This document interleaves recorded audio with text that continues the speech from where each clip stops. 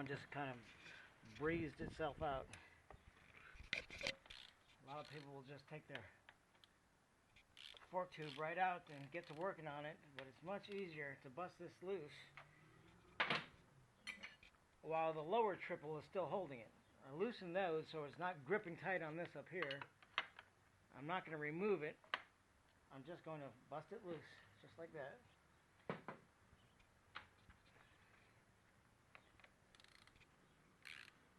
Likewise, when I go back together with it, I won't tighten that until after I've got it back in.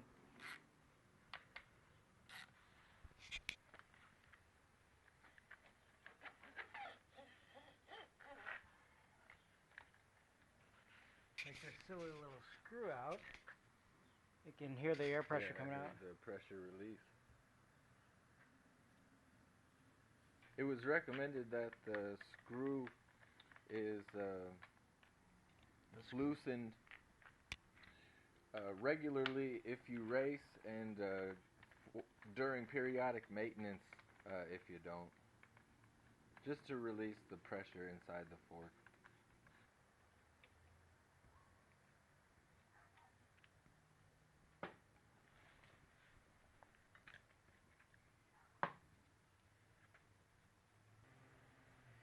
When I take all this stuff apart, I always leave it oriented in the same direction that I take it apart so that I can get it back in the same way.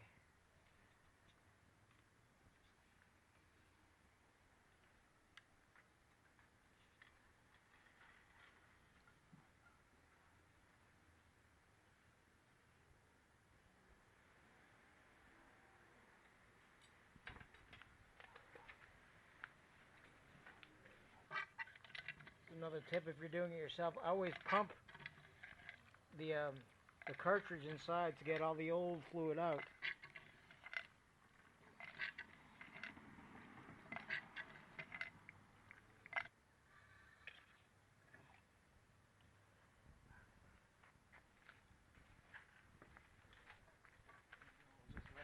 To get the seal out is really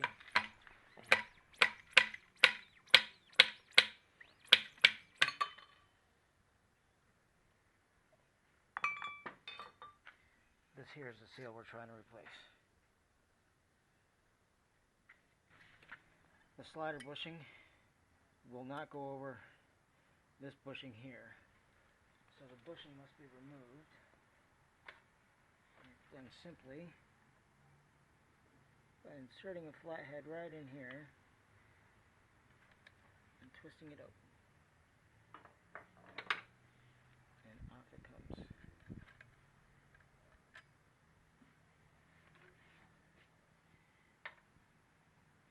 Same difference here as I told you just a minute ago. I'm going to set all this stuff down in the order it came out and in the orientation, so I'm not going to flip straight over.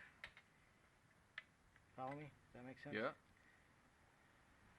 That's a helpful tip to keep in mind when you're working on projects like these.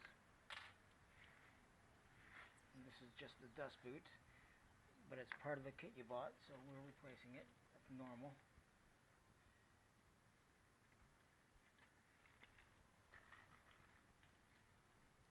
We just edited it out. A little fresh fork oil on your finger.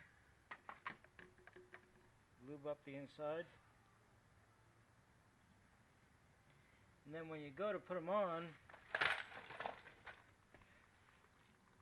these are, I don't want to say rough edges, but they're machined surfaces and they're very, I suppose, sharp. So what I like to do is I push it to one, I push the seal over to one side and get that side of it over the machined surface and then rotate the rest of it on.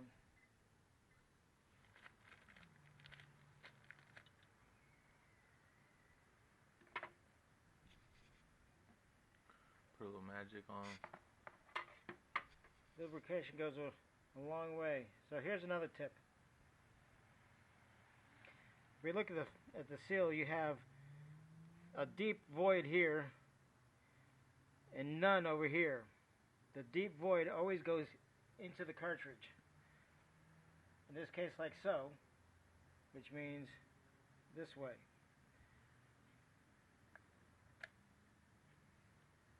Again, I push over to one side firmly.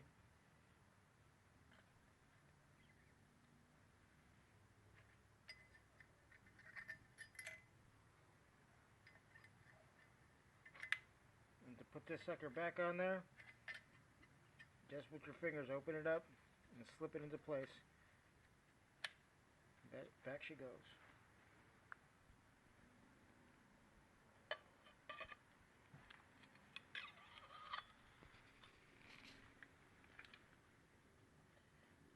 Now, what I discovered on yours,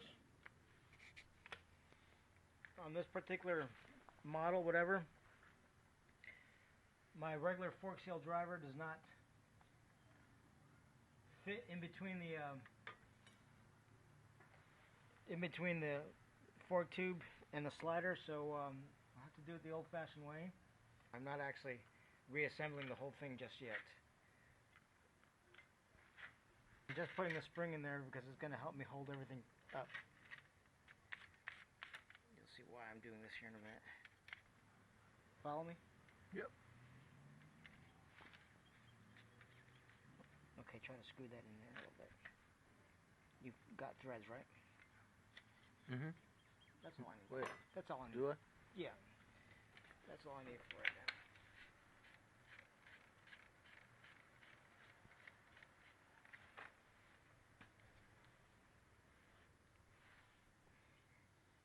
A smaller diameter fork tube. I would install this and hammer it down, but in your particular case I can't do that because this won't fit between the tube itself and the slider. So, You ready? yep. Yeah, I can see she's going in now. Again? No, it's the fork. Remember when I did mine on my bike? Yeah. Okay. When I had it hanging in the garage. What I was looking for was for that C-clip to expand into its little home.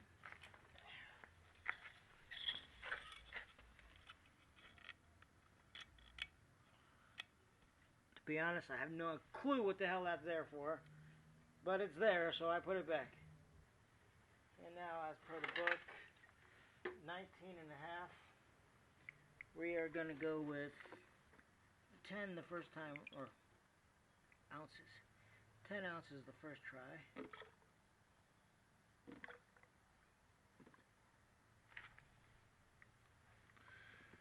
Yeah, on the 2007 525 XCW, it calls for 195 milliliters for each inner chamber and 385 milliliters of fork oil for each outer chamber, and that's why we are putting 580 milliliters into both fork tubes.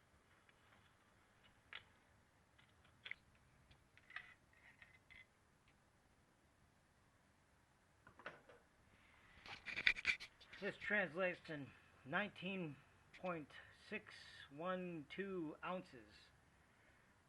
We're starting with 10 ounces.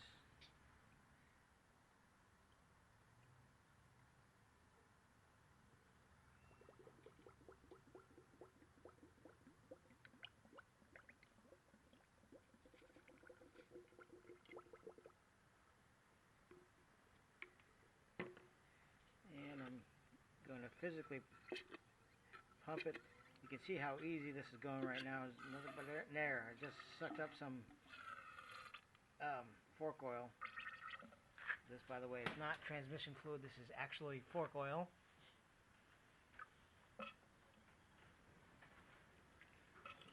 And then we have to put in 9.5 more ounces.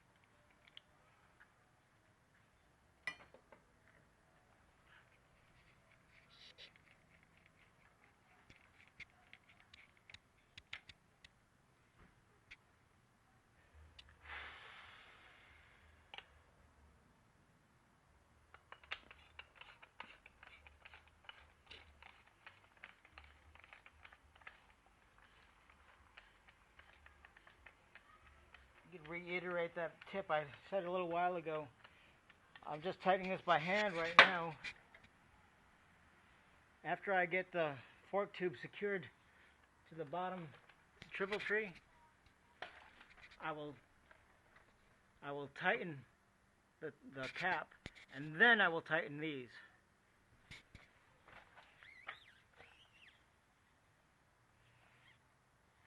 That fork is ready to go.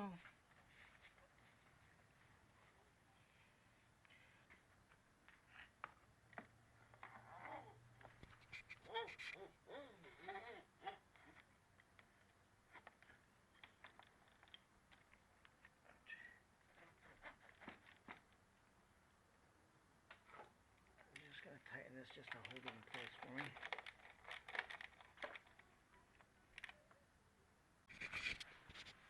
The idea here is to measure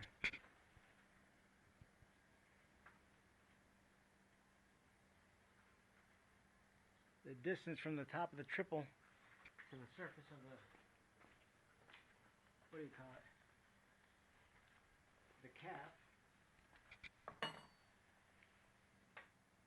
And then make this one match that one.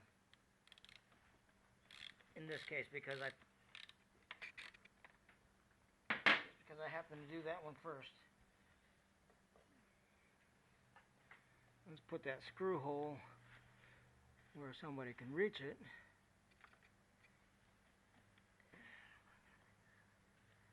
Yes, I realize that this cap is not tight yet, but for our purposes, it's not like it's gonna change drastically whenever I tighten it. You follow me? Come to think of it, for somebody who's being that particular, they could just leave the tightening until the very, very end. You follow me? Yep. There she is. Hello.